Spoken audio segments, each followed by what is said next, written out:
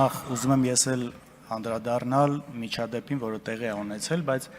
իսկապես ուզում եմ հասկանալ ինչն է խնդիրը։ Խնդիրը բառի մեջ է, սրիկայաբար բառն է եղել խնդիրը, թե մնացած մեղադրանքը։ Իսկապես չհասկացա, որտեվ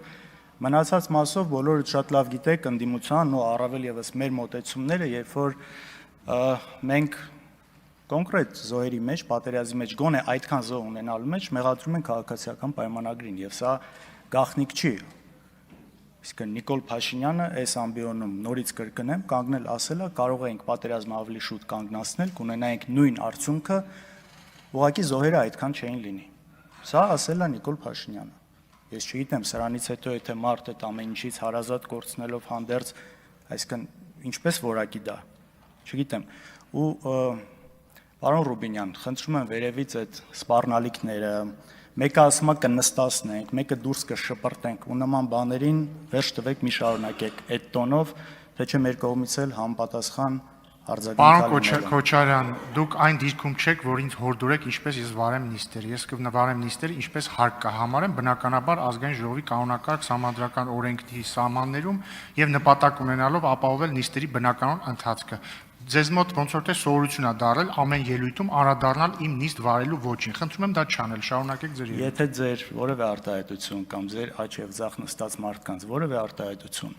կվիրավորի մեզ, դուրս կլինի ձեր իսկ հայտարարած բարեկրթության չափանիշներից, մենք դրան արձագանքելու ենք ու շատ խիստ եւ դա ասելու կարիք չկար, որովհետեւ մենք այս 10 օրերի ընթացքում որևէ կերպ որևէ մեկին չենք վիրավորել։ Խնդրում եմ ժամանակը վերականգնել, շատ եք միջամտում։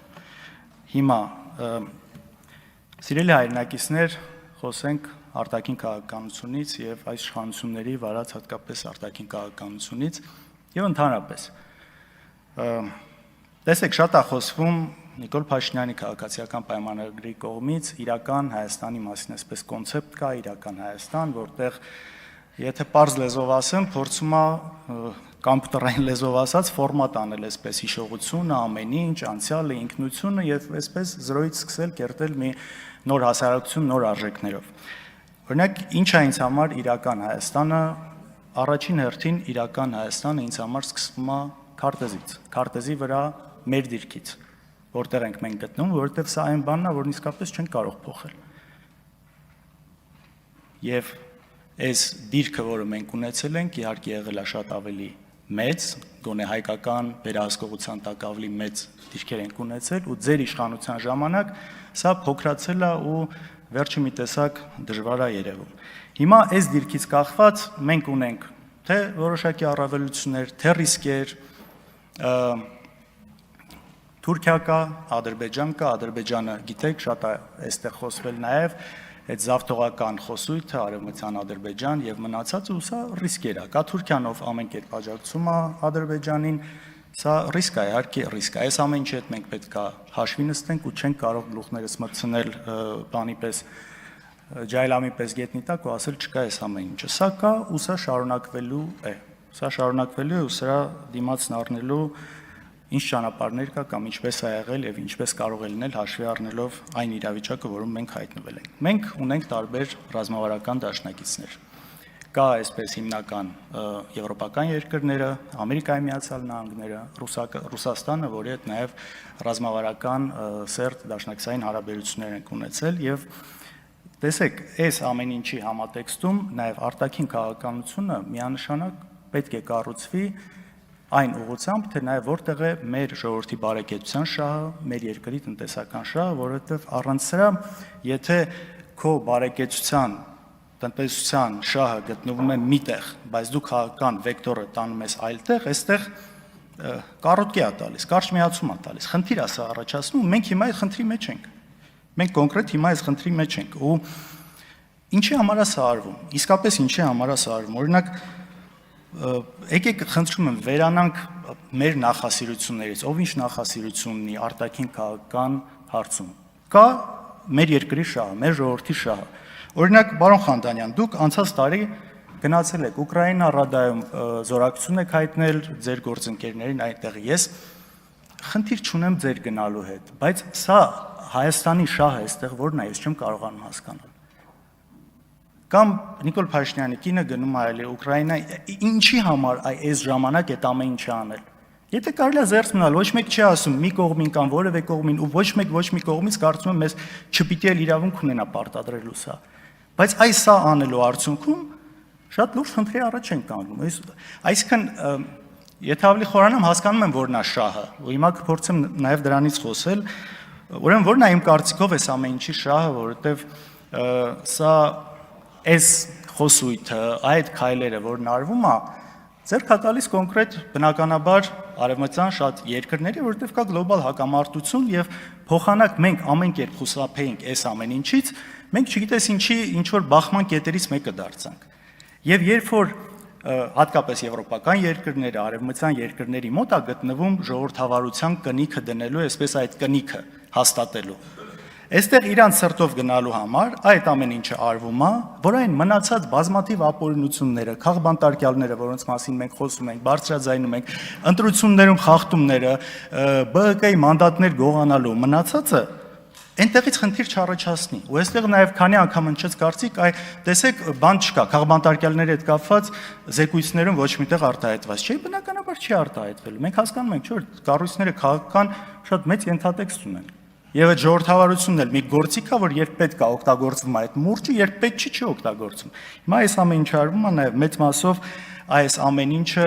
որպեսզի չնկատեն, շարունակվեն եւ մեծ հաշվով այն քաղաքականությունը, որի արդյունքում դուք երկիրը բերել եք այս վիճակին, արվում է պարզապես սեփական իշխանությունը պահելու համար ու ժողովրդի շահը այստեղ ուղղակի անտեսվում է։ Եվ գիտեք, սա մի հատ այսպիսի սոուսի տակ է մատուցվում, որ մենք ինքնիշխան ենք, այդ դրա համար մենք չենք թողելու մեզ թելադրեն, այս անեն, այն անեն։ Ժողովուրդ ջան, օրինակ մեր հարևան Վրաստանը, կարծում եմ հալալ է, իրանք շատ ճիշտ են կողմնորոշվել ու շատ ճիշտ են իրանք պահել այս ամեն ինչի մեջ։ Ես չեմ կարծում, որ դրանով Վրաստանը ավելի քիչ ինքնիշխան է դարձել։ Շատ ճիշտ կողմնորոշվել են, չեն մտել ոչ մյուս տեղ, ու շատ ճիշտ են իրանք պահել ու կարծում եմ իրանք գործել են իրանց քաղաքացիների շահերից, ինչը մեր դեպքում ցավոք այդպես չի եղել։ Ինչ վերաբերում է ցեղասպանությանը։ Գիտեք, մարդկությունը, Homo sapiens-ը կենթանուց տարբերվում է հիշողությամբ։ Եվ մենք չենք կարող ջնջել այդ հիշողությունը, մենք չենք կարող մոռանալ, մենք չենք կարող չպահանջել պատմական արդարություն, ու շատ ճիշտ եք ասում նաև, երբ որ մեջբերել եք խոսքը, որ դա անպայման չէ, որ դու դրա դիմաց ինչ որ բան ուզես, հողային պահանջ ունենաս, այսինքն երբեք սա չի պետական մակարդակով սենց հարց բարձրացվել, բայց այս պատմական արդարությունը չպահանջելը, սա պարզապես ոչ մի հատ օրինակ բերեմ, էլ նույն Իսրայելի հետ կապված, մինչև այսօր ցանկացած հոլիվուդյան ֆիլմ, երևի 10-ից 8-ի մեջ ինչ որ միջև արձարծվում է հրեաների ցեղասպանության հարցը։ Տենց հիմար չհասկացող ժողովուրդը, հա, չէ, սա մեր պատմությունն է ու մենք չենք կարող սրա հետ կապված չունենալ հետևողական մոտեցում։ Կամ նույն օրինակ հենց վերջերս տարիներ առաջ տեղի ունեցած էթնիկ զտումը, արցախցիների 150,000 հայ էթնիկ զտել են։ Դուք համաձայն եք սրա հետ էթնիկ զտում եղել, թե չէ։ Համաձայն եք, չէ։ Իսկ ինչի մենք դրանից չպետք է խոսենք։ Որովհետև ադրբեջանցիք խոսալու են իրանց Հայաստան գալուց, չէ, ժողովուրդ, այս երկու տարբեր հարցեր է։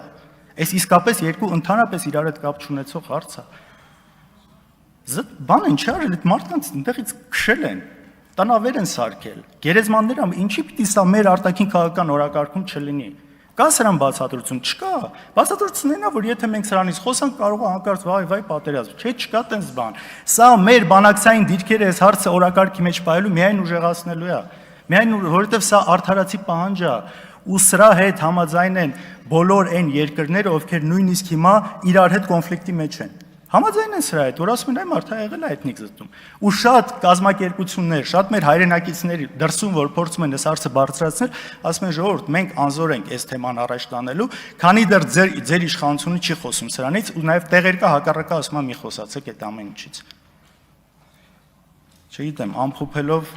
այն արտաքին քաղաքականությունը, որը վարվում է անհեռատես, փորձեմ բարեկրթության մեջ մնալ, սխալ ու մի քաղաքականություն է, որը ոչ մի ձև չի բխում մեր քաղաքացու, մեր ժողովրդի շահերից։ Շնորհակալություն։